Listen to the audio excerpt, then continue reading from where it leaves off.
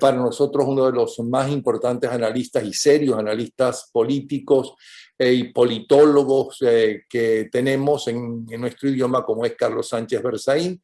Él es abogado y además pertenece, déjeme leerlo, la lupa de los 40, porque hace 40 años los tengo, director del Instituto Interamericano para la Democracia. Bienvenido, Sánchez Berzaín.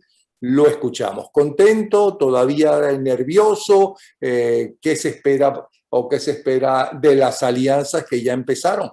Ya Federico Gutiérrez dijo que iba a apoyar a Rodolfo Hernández, pero la derecha y la centroderecha, los demócratas, ¿a quién van a apoyar, cree usted, los diferentes grupos? Y lo mismo le pregunto de la izquierda.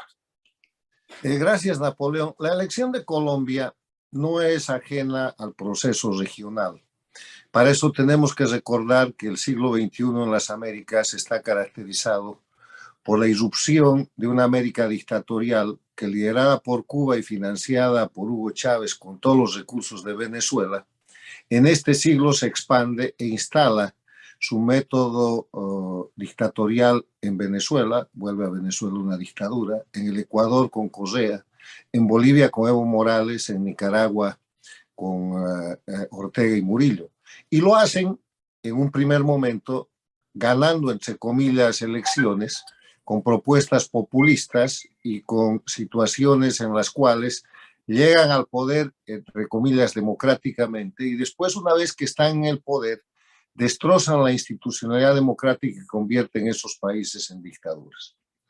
El eje de confrontación en la región durante todo el siglo es un eje en el que se discute la dictadura contra la democracia, el grupo de dictaduras que se conocen como socialismo del siglo XXI, que no es otra cosa que el castrismo recreado en el siglo XXI, y por eso también se llama castrochavismo, en alusión a Castro de la dictadura cubana y a Chávez, que hace posible este proceso. O sea, tenemos que mirar las Américas en ese marco, porque si no miramos el marco general de lo que es el desarrollo de la política, de la toma de la política por el crimen organizado y de la expansión de las dictaduras en el siglo XXI, es imposible analizar la elección de Colombia o de cualquier país. Pero perdone que le interrumpa, y no es importante también recordar que en líneas generales en el mundo entero se ha radicalizado la situación a un extremo y a otro, y las democracias están más débiles que nunca porque no sé si por la pandemia, no sé si por el final aparentemente de las ideologías que tan importantes fueron en el siglo XX, ya no están vigentes para la mayoría de la gente. ¿Qué piensa usted de eso? Yo creo que eso de que la democracia está más débil es una apreciación muy riesgosa, imprecisa y no cierta. Y le voy a decir por qué. Porque primero es la fortaleza de la democracia la que permite señalar con claridad las dictaduras. Las dictaduras no han estado nunca más claras que hoy día. En las Américas, la dictadura de Cuba, la de Venezuela, la de Bolivia, la de Nicaragua, la rusa, que está señalada como dictadura, la china, que no es una democracia, la dictadura teocrática de Irán, la dictadura de Corea del Norte. Para eso hay que hacer un breve marco de referencia a lo que es el mundo del siglo XXI. El mundo del siglo XXI no está discutiendo, Napoleón, qué clase de mundo queremos, porque el mundo es capitalista, es globalizado y tiene revolución tecnológica. Lo que se discute en el mundo es cómo se va a gobernar, cómo se va a administrar ese mundo capitalista, globalizado y en revolución tecnológica, y ahí hay solo dos posibilidades. La que hace priorizando el respeto a la libertad y a los derechos del ser humano, que se llama democracia, y la que de cualquier manera, violentando y restringiendo la libertad y los derechos humanos, concentra el poder de manera en general indefinida. Entonces, en ese escenario, lo que estamos viendo es que la confrontación del siglo XXI en las dos Américas se ha vuelto mundial, sobre todo por la crisis de la invasión a Ucrania de parte de Rusia. Y ese elemento de la guerra muestra unas democracias que se defienden vigorosamente, que muestran al mundo que sus principios y valores son muchísimo mejores y superan por largo cualquier forma de de dictadura, cualquier forma de concentración indefinida del poder, sea por motivo nacionalista, sea por motivo teocrático, sea por cualquier razón, porque las dictaduras son de diferente naturaleza. La dictadura china es una dictadura precapitalista, la dictadura rusa es una dictadura nacionalista, la dictadura iraní es una dictadura teocrática, y las dictaduras de las Américas, Cuba, Venezuela, Bolivia y Nicaragua, son dictaduras de delincuencia organizada transnacional porque han hecho de sus países narcoestados. Entonces, en ese contexto mundial y en ese contexto regional, vienen las elecciones de Colombia, donde por enésima vez el castrochavismo, el socialismo del siglo XXI, busca tomar el poder por la vía electoral para controlar ese país y hacer lo que han hecho en Bolivia, en Venezuela, en el Ecuador de Correa, volcarlo a la línea de la defensa y de la propuesta dictatorial castrochavista. Y digo, esta es la cuarta campaña de Petro, que es el candidato permanente del castrochavismo, que además de ser un candidato... ¿La cuarta o la tercera? La tercera, ¿no? La tercera, pero además ha tenido participación en elecciones locales, y él es el candidato transnacional del castrochavismo en Colombia. Lo que lleva a Colombia, que es un país estable, que es un país con tratado de libre comercio, que es un país con un desarrollo económico importante, en ser denominada ahora la joya de la corona para la toma por parte del castrochavismo, socialismo del siglo XXI, que viene de poner presidente en el Perú y de poner presidente en Chile, y que aspira después de Colombia a poner a Lula en el Brasil.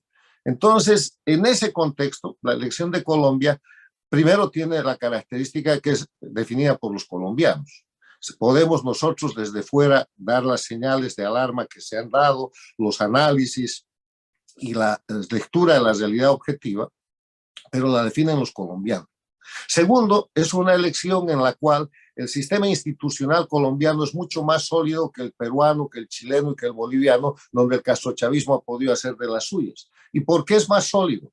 Porque en verdad las elecciones primarias de Colombia establecen una primera selección que hace que se llegue a la primera vuelta, que es la que se acaba de producir, entre menos candidatos y con una consistencia mucho mayor a favor del elector. Perdón que lo interrumpa, todo eso es cierto, pero también es cierto que nunca en la historia democrática colombiana la izquierda ha tenido tal cantidad de votos a su favor. Ese es otro tema. Estaba yo tratando de describir que la institucionalidad colombiana es mucho más sólida que los otros países. Y lo tercero que le iba a decir es que no hay que equivocarse en estos temas de derechas e izquierdas, porque de dónde y de qué clase de izquierda es Petro. Es un grupo transnacional que se llama Socialismo del siglo XXI, castrochavismo, que opera con el Foro de Sao Paulo y que se arroga las banderas de izquierda, que en América Latina tienen la denominación de estar vinculadas al crimen organizado transnacional. El propio Petro es un reformado que viene del M-19 y que gracias a la institucionalidad democrática de Colombia puede estar hoy día de candidato. Entonces, el tercer elemento que le planteo en el análisis de las elecciones de Colombia es decir que esta candidatura de Petro es como todas las candidaturas del socialismo del siglo XXI o del castrochavismo en la región. Son minorías que tienen mucho más rechazo que apoyo. Y eso se acaba de demostrar tanto en la primaria como en la primera vuelta electoral.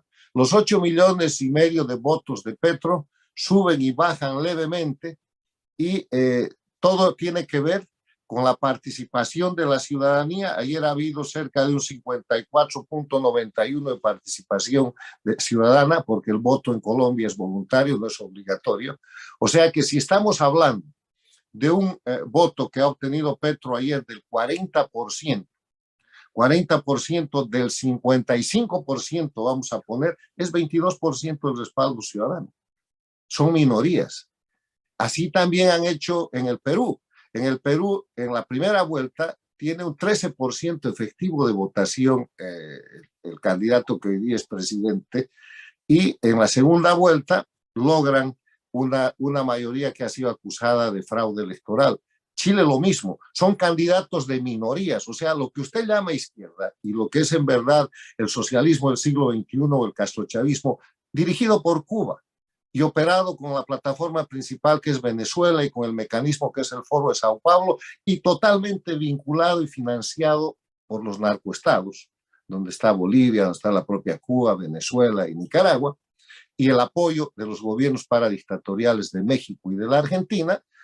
Han librado una batalla en Colombia donde han obtenido el resultado de siempre, un 22-23% de voto efectivo sobre el total de inscritos, que representa en el 54,91% de votantes que han ido a las urnas, un 40%. Y ahora viene la segunda vuelta, donde se van a tropezar con un outsider. Alguna prensa está llamando populista a Hernández. Es un outsider, es un tipo que viene de fuera del sistema de la política, de lo que es el eje de confrontación tradicional de los últimos años en la política colombiana, y que ha sorprendido a todos. Y que yo creo que va a ganar la elección de la segunda vuelta. ¿Por qué está tan seguro? Le estoy diciendo creo, no le estoy diciendo aseguro. Ajá, pero Y al fíjese decir que creo, mire, yo lo que expreso, un Napoleón, momentico para preguntarle. permítame decirle lo siguiente. Si sumamos el tanto por ciento, 28.15% de este outsider y esta sorpresa, Rodolfo Hernández, con el 23.90% de Federico Gutiérrez, pues no llegan ni siquiera al 40.3% que es el que Petro ganó, con el cual Petro quedó en primer lugar. A ver, estamos equivocados, haga bien sus sumas. Le voy a decir en votos, Petro ha sacado 8.527.768 votos, 8 millones y medio.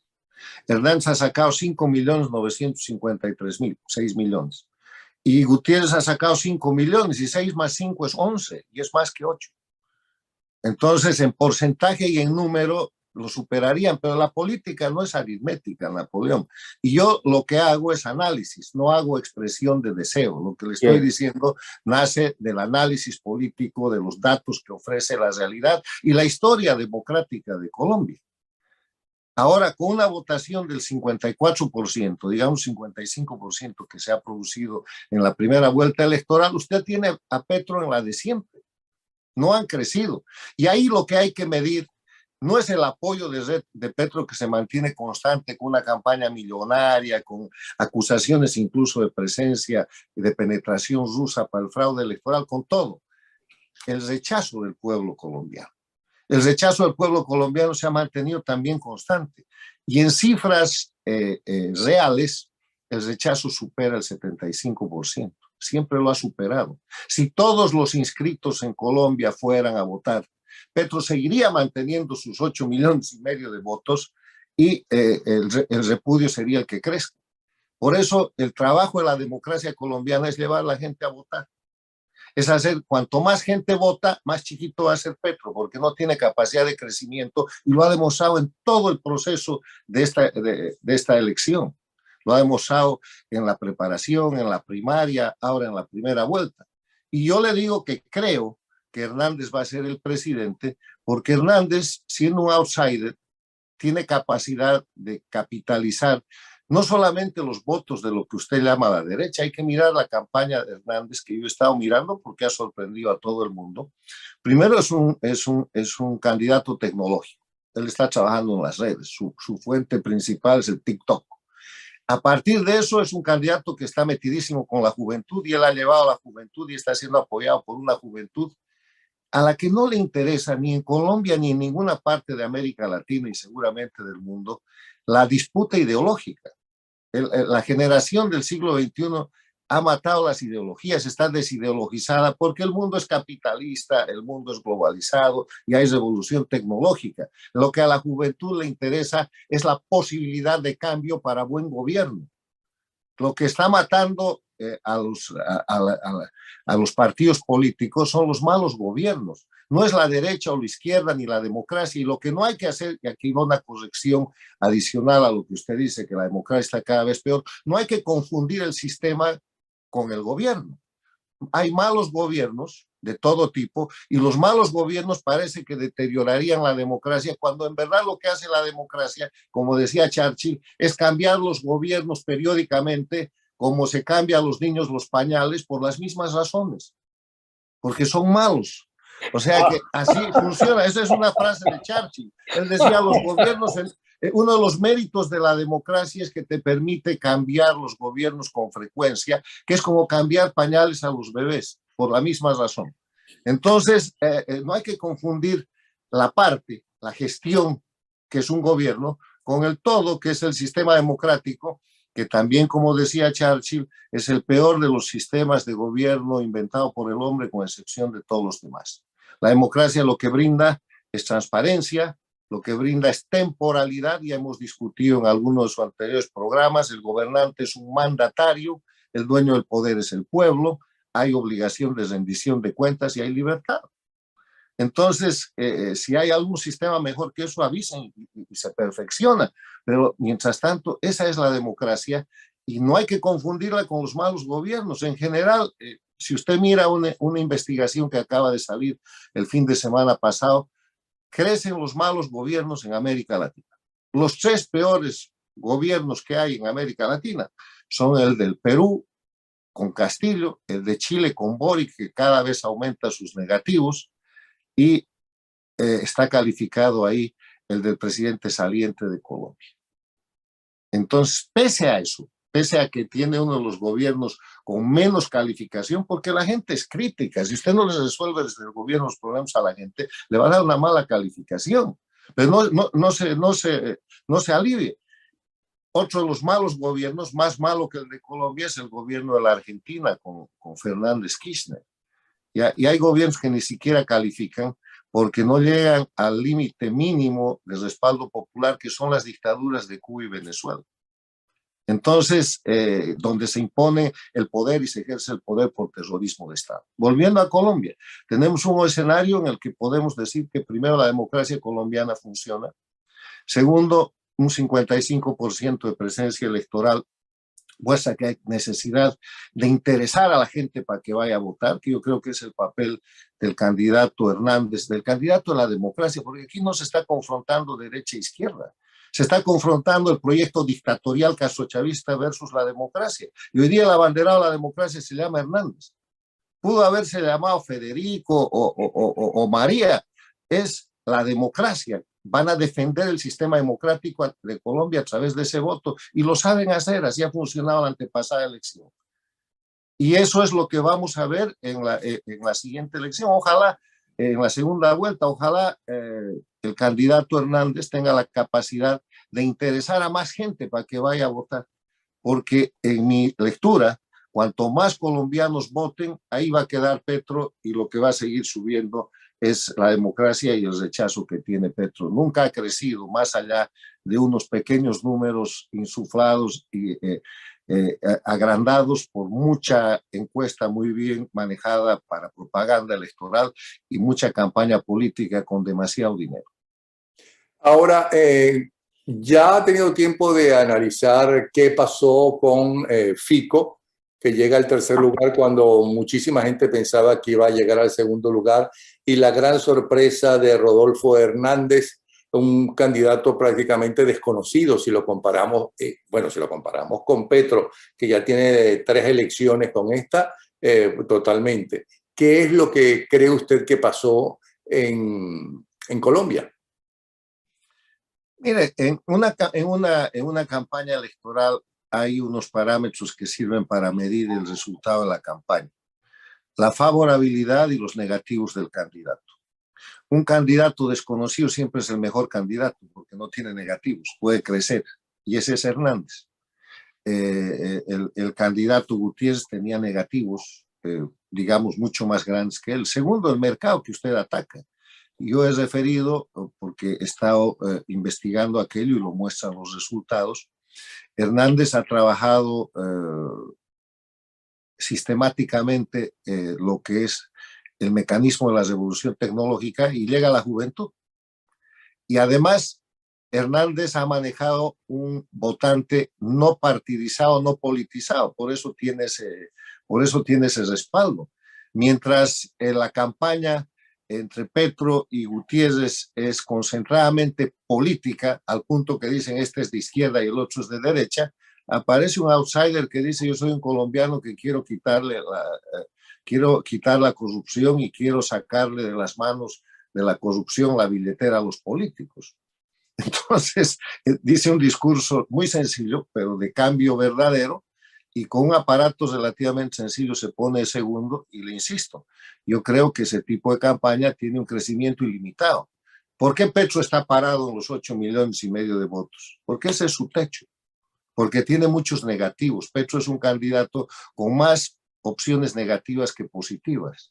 En cambio, aparece un Hernández que tiene un techo ilimitado de crecimiento porque lo conocen poco, no lo conocen y no tiene casi negativos. Ahora ya le fabricarán algunos negativos, le meterán campaña sucia, aparecerá el castrochavismo haciendo lo que saben que es asesinato de la reputación, pero tienen demasiado poco tiempo frente a un candidato que está embalado y que, ya le digo, tiene una posibilidad de crecimiento ilimitado, más si sucede el apoyo de la política, de los políticos profesionales, como lo que ha ofrecido Federico Gutiérrez y como lo que tiene que suceder. Porque, de nuevo, ¿por qué va a suceder eso? Porque la disputa es la disputa entre la posibilidad de que Colombia sea tomada por el proyecto dictatorial castrochavista, liderado por Cuba y Venezuela a través de Petro, que es su operador, o que la democracia colombiana, con todos sus defectos, siga avanzando para generar opciones, emprendimiento y mejores condiciones de vida para los colombianos. Como siempre, interesantísimo escucharlo. Como siempre, usted me recuerda al expresidente Luis Herrera Campins, que yo lo llamaba para reunirnos los fines de semana para que nos levantara el ánimo. Usted es mi nuevo Luis Herrera. No, mire, lo que yo le digo es que para usted no tenga ni subidas ni bajadas muy graves de ánimo, hay que hacer análisis. Y el análisis empieza con una actividad que es muy sencilla, que yo la llamo topografía.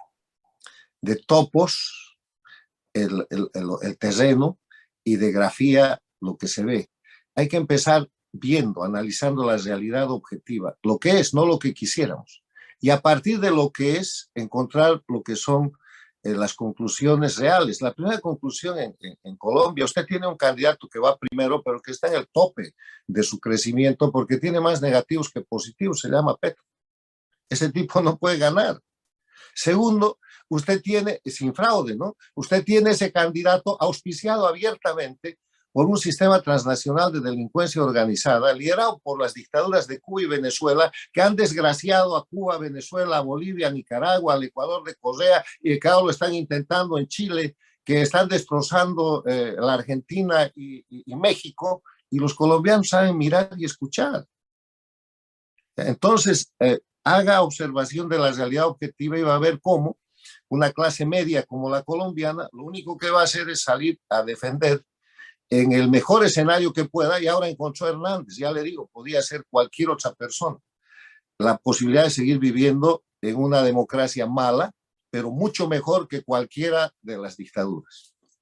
Gracias, Carlos Sánchez Berzaín, abogado, politólogo, director del Instituto Interamericano de la Democracia y además gran conversador y excelente expositor.